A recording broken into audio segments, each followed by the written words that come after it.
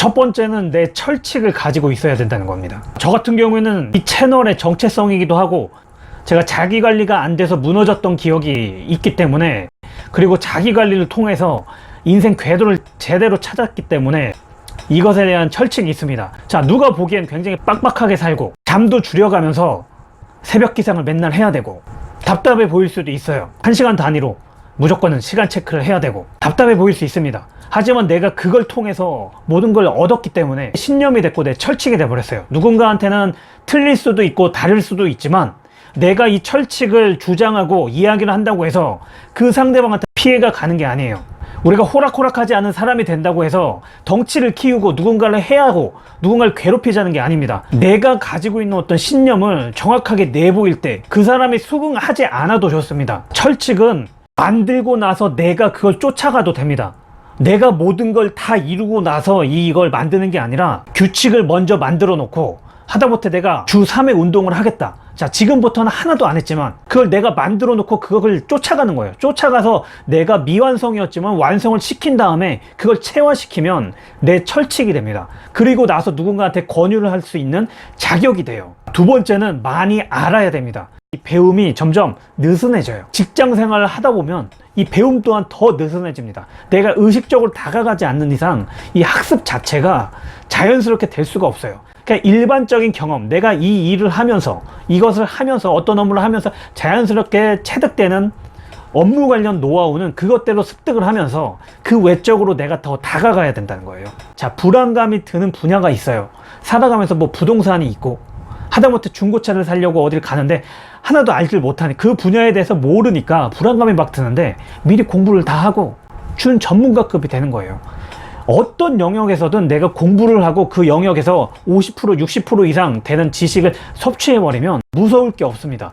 윈도우 OS가 업데이트 되듯이 나 또한 뭐 윈도우 95에서 윈도우 미, 그리고 비스타, 이 지식이 순환되는 유기체라고 생각을 해야 됩니다. 세상은 변하는데 나는 그대로 있으면 이게 도태될 수밖에 없어요. 자, 요즘엔 진짜 콘텐츠와 플랫폼의 시대입니다, 여러분들.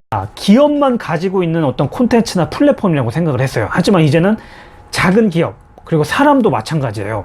자기가 무언가를 가지고 있고 어떤 지식 아이템, 지식 노하우를 가지고 있느냐 아니냐에 따라서 제2의 직업을 만들 수 있느냐 없느냐, 그 시대로 이제 가고 있어요. 정형화된 직업, 거기에 나를 끼워 맞추는 시대는 점점 저물고 있다는 거예요.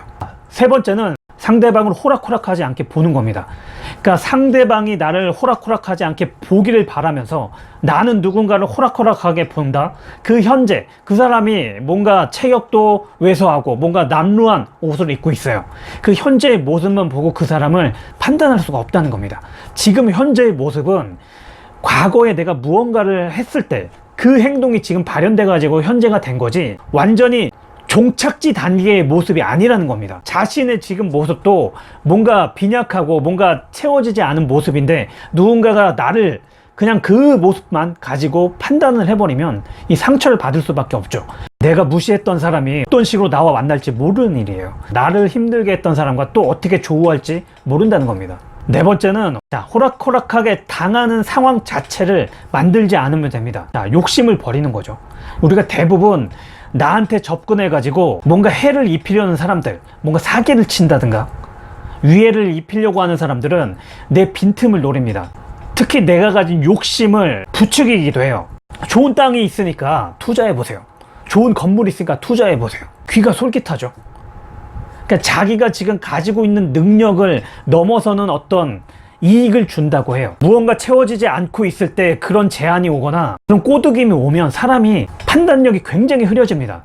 자신이 채워졌으면 자신의 능력껏 내가 공부해서 투자를 할 수가 있는데 제대로 채워지지 않기 때문에 이 시간을 그냥 뛰어넘으려고 해요. 자기가 노력 대비 노력하지 않았어도 이걸 뛰어넘어 가지고 그 이익을 취하려고 하는데, 이걸 빈틈을 노리는 사람들이 태반이라는 겁니다. 그래서 땅이 좋다, 건물이 좋다 하면 나한테 양보하지 말고 당신부터 하시라고 그러면 됩니다.